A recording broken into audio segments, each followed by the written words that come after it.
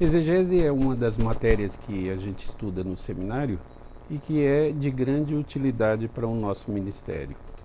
Em toda a Bíblia, desde o Antigo até o Novo Testamento, quando somos exortados a pregar, somos exortados a pregar a palavra.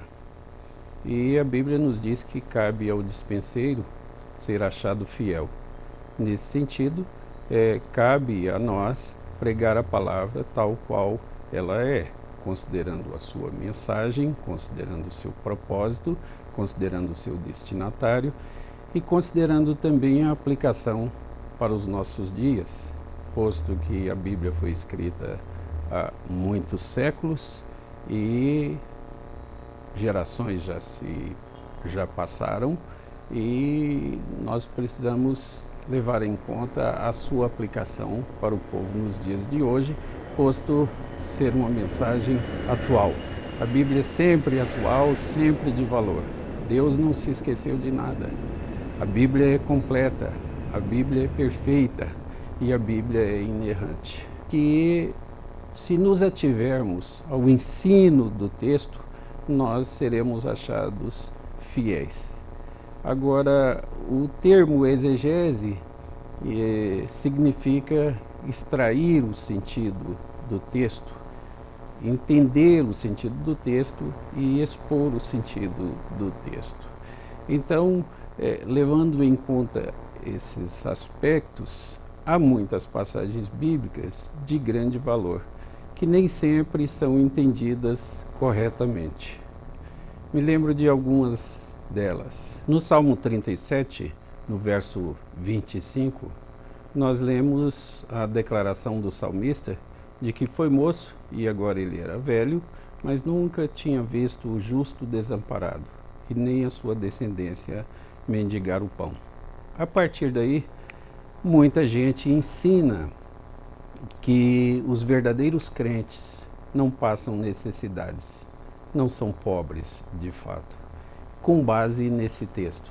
Isso é um equívoco, é um mau entendimento, porque naturalmente o gênero literário dessa passagem é uma narrativa. Ele está dizendo que ele nunca viu. Ele não está dizendo que não pode existir. Ele está dizendo apenas que ele nunca viu. E se nós fôssemos entender o texto como se fosse uma passagem normativa, então nós teríamos dificuldades com a aplicação, pois é fato que em nossas igrejas, atualmente, nós temos pessoas pobres, pessoas necessitadas, verdadeiramente necessitadas, e pessoas que são fiéis a Deus. E Jesus disse que os pobres nós sempre teríamos conosco. Bem, irmãos, para sermos fiéis à Bíblia, temos que entendê-la.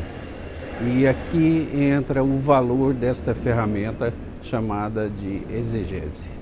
Considerando o gênero literário, as questões gramaticais, a estrutura do texto, o propósito destinatário, isso sempre vai preservar o pregador e levá-lo a ensinar aquilo que a Bíblia de fato ensina.